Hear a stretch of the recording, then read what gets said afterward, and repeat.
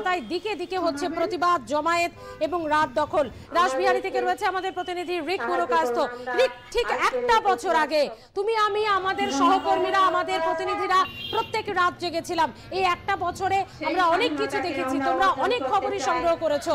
রাসবিহারীতে এই মুহূর্তে ছবিটা জানবো এবং সাধারণ প্রতিবাদীদের সঙ্গেও যদি কথা বলা যায়। সাহায্য করুন, আমরা এখানে থেমো না, এই বালুর চড়ে আসার তরুণী তোমার যেন বেদনা।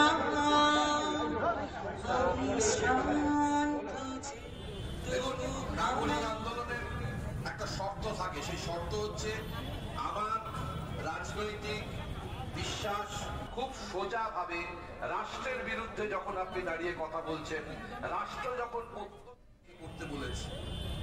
দেখুন, নাগরিক আন্দোলনের একটা শর্ত থাকে, সেই বছর ঘুরলেও আরজি কর কাণ্ডে ন্যায় বিচার অধরা থাকার অভিযোগ। স্বাধীনতা দিবসের আগে আজ ফের প্রতিবাদী নাগরিক সমাজের রাত দখল। অপ্রীতিকর পরিস্থিতি এড়াতে পুলিশও সজাগ রয়েছে। সাধারণ মানুষ, কোনো রাজনৈতিক ব্যানার নয়, কোনো রাজনৈতিক মুখ নেই, শুধু সাধারণ মানুষ নিজেদের তাগিদে, নিজেদের মা, মেয়ে, মহিলাদের তাগিদে তারা এবার রাজপথে রাত দখলের ডাকে। আরো এক বছর পর, একটা বছরে এই বিচার সত্যি কি সম্পূর্ণ রয়েছে? কথা বলবো, আমাদের সঙ্গে রয়েছে আমাদের প্রতিনিধি রিক পুরকায়স্থ। রিক, এই একটা বছরে অনেক কিছু হয়েছে। রাসবিহারীতে এই মুহূর্তে তুমি রয়েছো, কি বলছেন সাধারণ প্রতিবাদী মানুষ? দেখো, বিভিন্ন সাংস্কৃতিক অনুষ্ঠানের মধ্যে দিয়ে আজকে যে রাত জাগো কর্মসূচি, সেই কর্মসূচি কিন্তু চালানো হচ্ছে।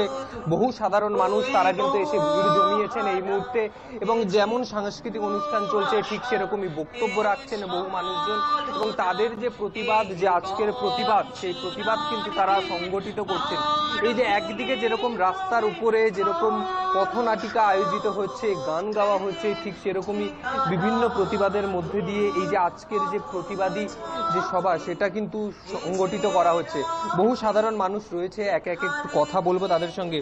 আজকে কিরকম মানুষের মধ্যে কিরকম সাড়া দেখতে পাচ্ছেন? সাড়া খুব স্বাভাবিকভাবেই যেরকম প্রতিক্রিয়া গোটা এক বছর ধরে হয়েছে, তাতে স্বাভাবিকভাবেই এই প্রতিক্রিয়ার ফলতে একদিনে নিভে যাওয়ার বিষয় নয়।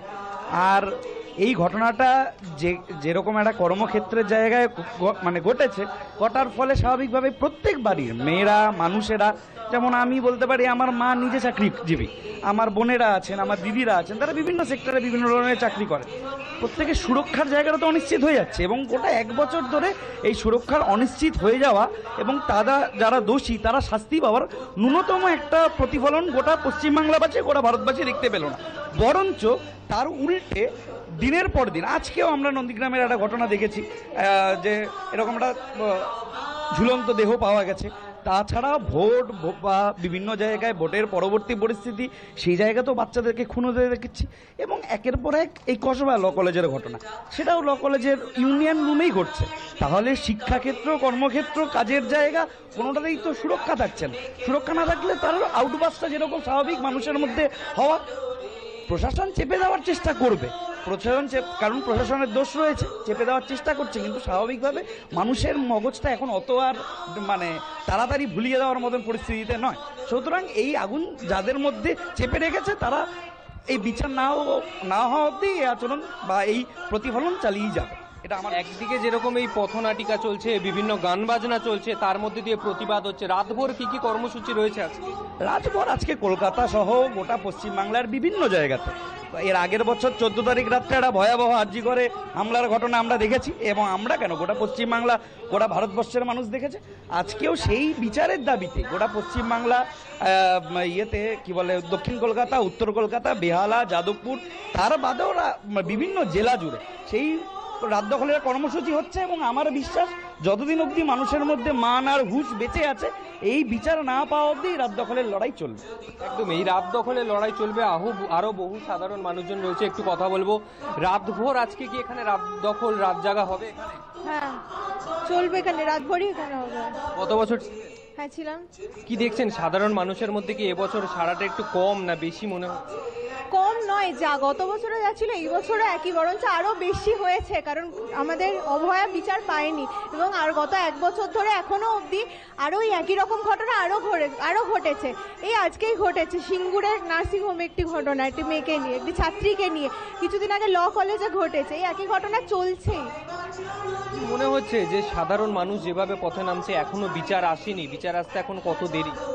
বিচার আসেনি, বিচার আসতে তো বিচার তার আমাদের হাতে না, বিচার প্রশাসনের হাতে, এবং প্রশাসন এই ক্ষেত্রে কোনো রকম কোনো তাদের মাথা ব্যথা নেই, এবং প্রশাসনেরও যেমন মাথা ব্যথা নেই, আমাদের রাজ্যের প্রশাসন থেকে কেন্দ্রের প্রশাসন সবারই একই অবস্থা। রাজ্যও এই বিষয়ে যতটা, এটা তো রাজ্য তো আরও বেশি করে এটা ধামাচাপা দিতে চাইছিল, সে ধামাচাপা দিতে চেয়েছে এবং তারা চেষ্টা করেছে এখনও অবধি যে প্রত্যেকটা ঘটনাকে ধামাচাপা দেওয়ার চেষ্টা।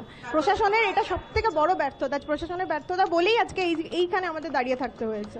তুমি আরো একজনের সাথে কথা বলবো। রাত ভোর আপনাদের কর্মসূচি রয়েছে আজকে, কিভাবে এখানে পথনাটিকা দেখছি, গান বাজনা দেখছি, কি কি রয়েছে আরো?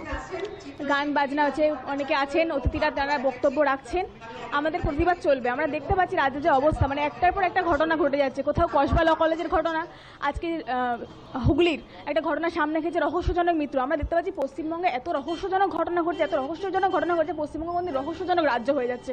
তা আমাদের এই রহস্যকে তো উদ্ঘাট করতে হবে, এই রহস্যকে আমাদের ভেদ করতে হবে। আমরা আমাদের লড়াই আন্দোলনে আমরা পথে আছি, আমরা পথে থাকবো। যদি রাত ভোর থাকতে হয় রাত ভোর থাকবো, আমরা বিচার ছিনিয়ে আনবো। মনে হচ্ছে রাত বাড়ার সাথে সাথে মানুষের ভিড় আরো বাড়বে?